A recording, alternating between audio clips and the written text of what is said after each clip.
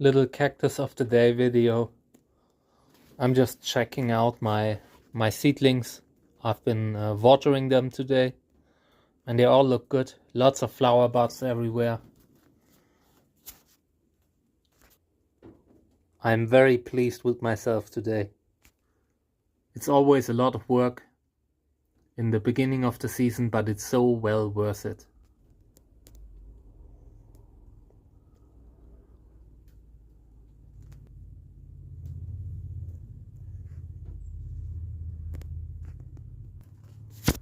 And so many of them are my own creations, my own hybrids, where I pollinated where I pollinated one flower with the pollen from another, and they will flower for the first time this year. Can't wait to show them to you. Awesome.